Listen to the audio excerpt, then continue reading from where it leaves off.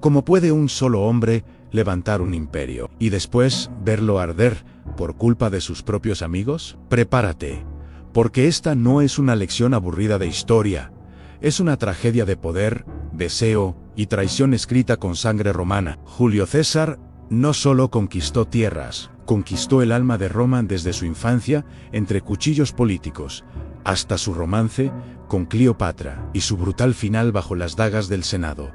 Su vida fue un campo de batalla entre gloria y muerte. Así que siéntate, porque lo que estás a punto de escuchar no es un relato, es una advertencia, una historia donde la ambición lo fue todo y la lealtad no valía nada. Suscríbete y dime en los comentarios, ¿qué otro gigante de la historia debería revivir en el próximo episodio?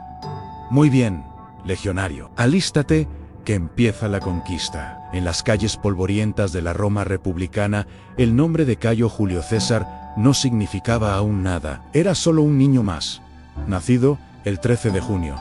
En un mundo gobernado por la inestabilidad política, las intrigas familiares y la violencia disfrazada de poder. Pero aquel niño curioso, decidido y lleno de una energía inusual, llevaba en la sangre la ambición de generaciones. Su familia, aunque noble, se encontraba lejos del centro del poder, pero no era cualquier linaje. Los Juli, decían, descendían de la mismísima diosa Venus en su tío, Cayo Mario.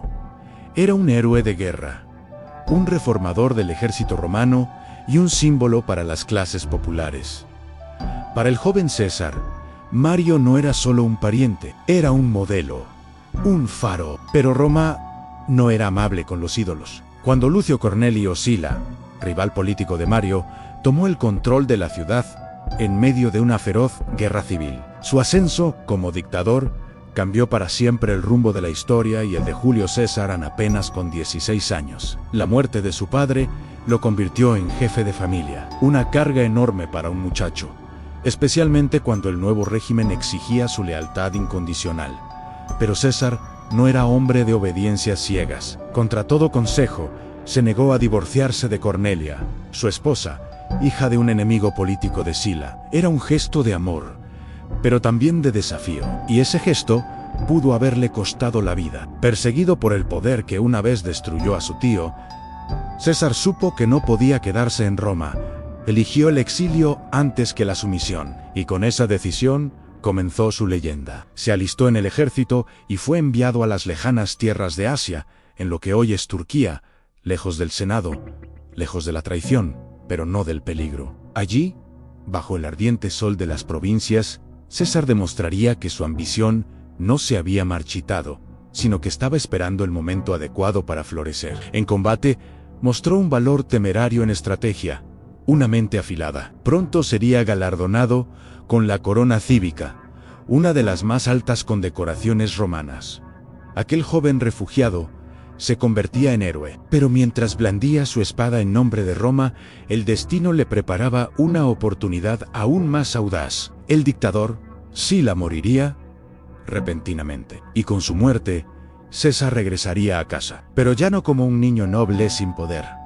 Volvía como un hombre con una misión, porque a veces, para nacer como inmortal, primero hay que ser desterrado por los mortales. Mientras Roma intentaba sanar las heridas dejadas por Sila, un joven comandante ganaba reputación en los rincones más lejanos del mundo romano. Julio César, ahora veterano de campañas militares, no solo había sobrevivido al exilio, lo había convertido en su campo de entrenamiento. En las regiones de Betinia y Cilicia, situadas en lo que hoy conocemos como Turquía, César demostró un talento natural para el liderazgo, pero más allá de la estrategia y las armas, su mayor fortaleza era su capacidad de inspirar a los hombres. No era un general distante y severo, luchaba junto a sus tropas, compartía el frío, el hambre, la sangre, se ganó el respeto de soldados endurecidos por años de combate, algo que ningún título podía comprar. Una de sus primeras gestas memorables ocurrió cuando ayudó a sofocar una rebelión en Asia.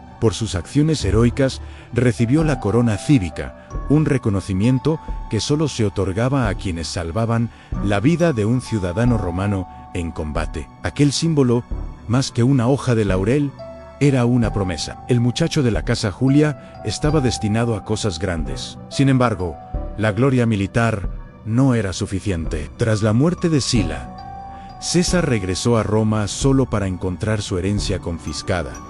Su fortuna arrasada por el régimen anterior, la nobleza romana lo miraba con recelo. Demasiado popular, demasiado ambicioso, demasiado peligroso. Pero si Roma no le ofrecía poder, él lo tomaría con su voz en los tribunales. Se reinventó como abogado, usando su elocuencia afilada como una espada.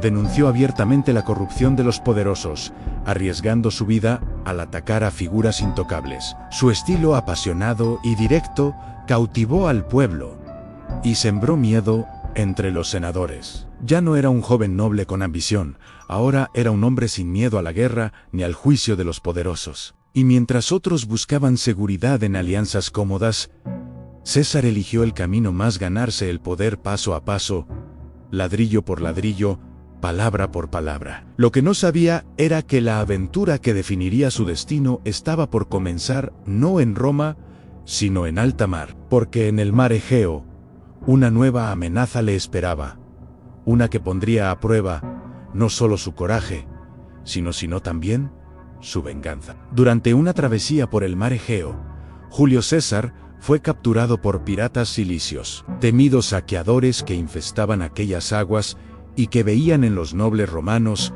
una presa lucrativa. El joven patricio de apenas 25 años fue tomado como rehén junto con otros tripulantes. Para ellos, era solo otro aristócrata que valía su peso en oro, pero no tenían idea del tipo de rehén que habían tomado. Cuando los piratas le exigieron 20 talentos de oro como rescate, César, indignado, se rió en su cara. Les dijo que valía al menos 50. No lo hizo por arrogancia, sino por estrategia. Quería ganar tiempo, mantener el control de la situación desde dentro y, sobre todo, hacerles bajar la guardia. Durante casi 40 días vivió entre sus captores, y lo increíble es que no se comportó como un prisionero, sino como un comandante. Ordenaba silencio cuando quería dormir, recitaba discursos, componía poemas y con una serenidad escalofriante prometía a los piratas que los crucificaría a todos una vez liberado. Ellos reían pensando que era una broma de mal gusto,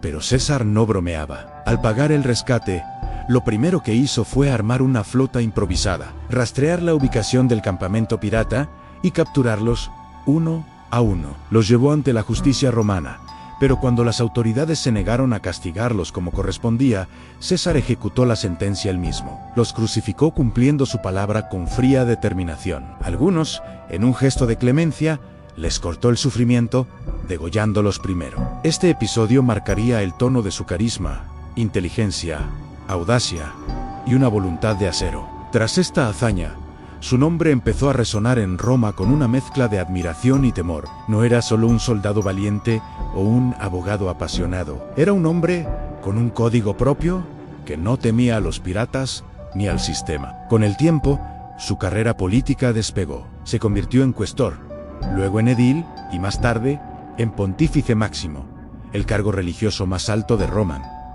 Pero el joven César no se conformaba con títulos. Su mirada estaba puesta en el verdadero, el que movía ejércitos, el que escribía leyes, el que decidía la historia. Y pronto encontraría a los aliados perfectos para esa ambición. Porque en los rincones del Senado, 3 hombres se preparaban para dividir Roma entre ellos, y Julio César sería uno de ellos. La política romana, tan refinada como venenosa, se encontraba en plena ebullición. El Senado se había vuelto un campo de batalla silencioso, donde las ambiciones se enfrentaban con sonrisas y puñales ocultos. Era el escenario perfecto para que Julio César desplegara su juego más peligroso para ascender al consulado. El cargo más alto de la República necesitaba apoyo y lo conseguiría, no por su misión, sino por una jugada maestra. En lugar de confrontar a sus rivales, los uniría en una alianza imposible. Así nació el llamado Primer Triunvirato, una coalición secreta entre César, Pompeyo Magno y Marco Licinio Craso, 3 hombres, 3 pilares del Pompeyo, el general victorioso de Oriente, amado por las legiones, pero en conflicto con el Senado. Craso, el hombre más rico de Roma, que anhelaba prestigio militar y respaldo político. César, el orador brillante y ambicioso, con un pie en el pueblo y el otro en el ejército. Juntos dominaron la república desde las sombras, repartieron cargos, frenaron enemigos y colocaron a César en el consulado.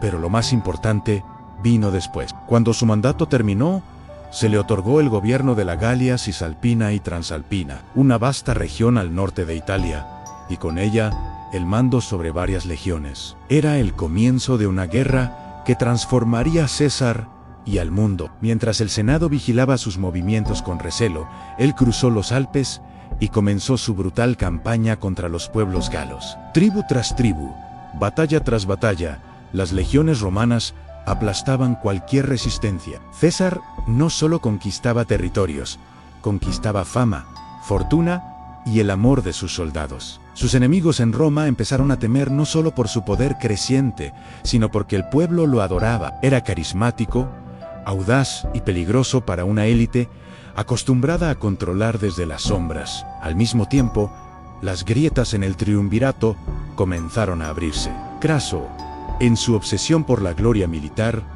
cayó muerto en la desastrosa campaña contra los partos, y Pompeyo, celoso del ascenso de César, se volvió hacia el Senado, alineándose con los conservadores. La alianza había muerto y la república se preparaba para una tormenta, porque César, aún en las lejanas tierras del norte, ya sabía lo que vendría el día en que el Senado intentaría despojarlo de sus legiones, de su poder, de todo lo que había construido. Y cuando llegara ese momento, él no dudaría en cruzar la línea prohibida que separaba la obediencia de la alea jacta est. Los dados están echados, y una vez lanzados, no hay retorno. El río Rubicón era estrecho, casi insignificante, pero su significado era tan vasto como el imperio. Ningún general romano podía cruzarlo con su ejército armado sin declararle la guerra a la República. Era una línea sagrada, la frontera invisible entre la lealtad a Roma y la rebelión. Y en el año 49 a.C., Julio César se plantó frente a sus aguas. El Senado, temeroso de su popularidad, le había exigido entregar el mando de sus legiones antes de regresar a Roma. Sabía que si obedecía, sería humillado, juzgado, quizá ejecutado, y si desobedecía, sería considerado un traidor. César miró a sus hombres. No estaban obligados a seguirlo, pero lo hicieron, cada uno de ellos, porque no marchaban solo con un comandante, marchaban con un símbolo. Con un solo paso, cruzó el Rubicón, pronunciando las palabras que resonarían por Alia Jacta Studiam. La guerra civil acababa de comenzar. Roma, al enterarse, cayó en el caos. El Senado, paralizado por el miedo, no ofreció resistencia. Pompeyo, ahora defensor de la República, huyó hacia Grecia, donde planeaba reagruparse y enfrentar a César. Desde el exilio en César no se detuvo. Tomó Roma sin derramar una sola gota de sangre. Luego marchó hacia Hispania, donde derrotó a las fuerzas aliadas de Pompeyo con una velocidad que desconcertó a sus enemigos. Era imparable, pero la batalla definitiva no tardaría en llegar. En las llanuras de Farsalia, en el corazón de Grecia, los ejércitos de César y Pompeyo se enfrentaron. El mundo contuvo el aliento. Era más que una lucha entre dos hombres. Era la confrontación final entre dos visiones de Roma contra todo pronóstico. César aplastó a su antiguo aliado Pompeyo. Huyó hacia Egipto esperando encontrar refugio, pero allí lo esperaba la traición. Fue asesinado por orden del joven faraón que deseaba ganarse el favor del nuevo amo del mundo. Cuando César llegó a Egipto y vio la cabeza de Pompeyo presentada como un trofeo, no celebró, lloró, porque incluso entre rivales había respeto. Pero no podía detenerse, el destino lo empujaba hacia adelante, y fue precisamente en esas tierras exóticas, bañadas por el Nilo, donde conocería a una mujer que desafiaría su corazón y pondría en juego algo más que su imperio. En Egipto, César descubrió que no todo imperio se construye con espadas. Al llegar a Alejandría, Julio César encontró un país en plena crisis. Egipto, una joya del Mediterráneo, se debatía entre el caos interno y la presión externa. El joven faraón Ptolomeo XIII había hecho ejecutar a Pomp creyendo que así ganaría el favor de Césarán. Pero lo que no entendía era que aquel acto, lejos de agradarlo, lo indignó. Fue entonces cuando apareció ella, Cleopatra Sepno, la legítima reina expulsada del trono por su propio hermano. Inteligente, persuasiva, carismática y decidida a recuperarlo. En una escena que la historia jamás olvidaría, Cleopatra se hizo llevar oculta dentro de una alfombra enrollada hasta los aposentos de César al desenrollarla. Emergió con su magnetismo intacto. No necesitó armas ni títulos. Su presencia bastó. Entre los dos nació una alianza y algo más.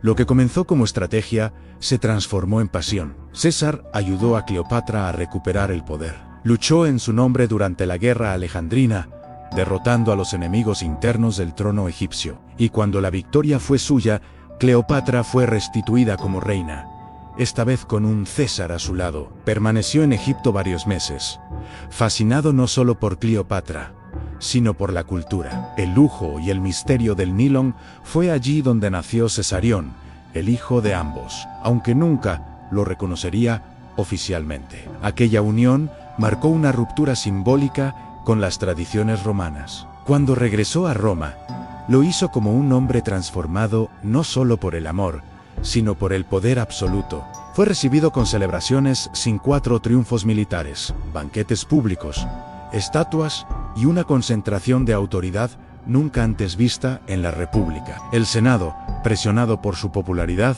le concedió títulos y honores extraordinarios.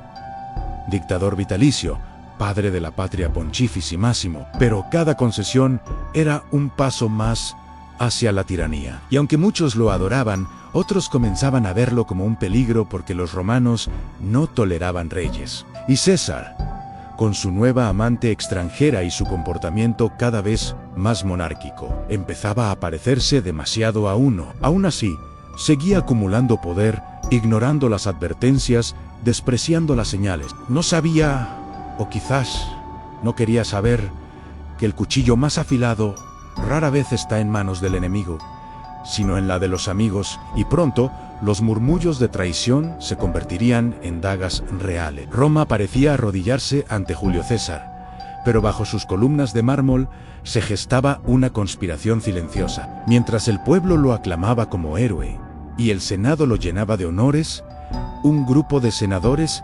conspiraba en las sombras, temerosos de que su ambición extinguiera la República para siempre. Algunos de ellos eran antiguos aliados, otros jóvenes idealistas, y entre todos, Bruto, a quien César consideraba casi como un hijo. Para los conjurados, no era una traición personal, era un acto de salvación política. Para César, sería el golpe más profundo que jamás recibiría. El 15 de marzo del año 44 a.C., los idus de marzo, César ignoró múltiples advertencias. Soñó con su propia muerte, recibió profecías de augures. Incluso, su esposa Calpurnia le rogó que no saliera ese día. Pero él, confiado y desafiante, fue al Senado como si el destino mismo lo llamara a su final. Ingresó al teatro de Pompeyo, donde el Senado sesionaba temporalmente. Y allí, rodeado por los hombres que se decían defensores de la libertad, recibió 23 puñaladas. Algunos lo atacaron de frente, otros desde la espalda. César no resistió, solo observó, y cuando vio a Bruto entre los asesinos, su mirada cambió. La leyenda cuenta que sus últimas palabras, tú también, Bruton, aunque tal vez no habló, tal vez solo el silencio selló su final. El cuerpo de Julio César cayó a los pies de una estatua de Pompeyo, su antiguo rival. Una ironía brutal, un símbolo inmortal, pero su muerte no trajo la paz que los conspiradores imaginaban. Roma no recuperó su libertad, al contrario, entró en una nueva y aún más sangrienta guerra civil. El pueblo lloró su pérdida. Marco Antonio pronunció un discurso que incendió las calles y el heredero adoptivo de César, Octavio, se levantaría para vengar su memoria y terminaría fundando el Imperio Romano con él como el primer Augusto. Julio César había muerto, pero su nombre, su legado y su ambición vivirían por siempre en cada rincón del mundo romano. La vida de Julio César no fue solo la historia de un general invencible, o de un político astuto. Fue la epopeya de un hombre que rompió las reglas desafiando a dioses y hombres guiado por una visión de poder absoluto y por una convicción inquebrantable de que estaba destinado a la grandeza. Desde las sangrientas batallas en la Galia hasta los salones del Senado, desde las llanuras de Farsalia hasta los palacios de Cleopatra, César trazó un camino de ambición, gloria y tragedia, dejando marcas que ni los siglos pudieron borrar. Su muerte, lejos de enterrar sus sueños, abrió las puertas al nacimiento de un imperio. Roma ya no volvería a ser una república débil sacudida por intereses mezquinos, sino un coloso imperial que dominaría el mundo por siglos. Y aunque su cuerpo cayó bajo las dagas de sus enemigos, su sombra seguiría reinando sobre Roma, sobre sus sucesores y sobre la historia misma, porque en el fondo, Julio César no solo quería conquistar tierras, quería conquistar la eternidad. Y ahora te pregunto a ti, ¿fue Julio César un tirano que merecía caer o un visionario que pagó el precio de ir demasiado lejos? ¿Qué habrías hecho tú si hubieras estado entre los senadores ese día? Roma se partió en dos con su muerte, los que temían su poder y los que no podían vivir sin él. Lo cierto es que, sin César, el mundo no sería el mismo. Su ambición cambió el curso de la historia y su legado sigue vivo más de 2000 años después. Cuéntame en los comentarios, ¿crees que el fin justificaba los medios? ¿O que su destino estaba escrito desde el principio? Si te apasionan las historias de traición, poder y gloria, suscríbete y activa la campana, porque en este canal seguimos explorando las mentes que moldearon el destino del mundo. Y recuerda, los imperios pueden caer, los nombres pueden borrarse, pero las leyendas, como la de Julio César, jamás mueren.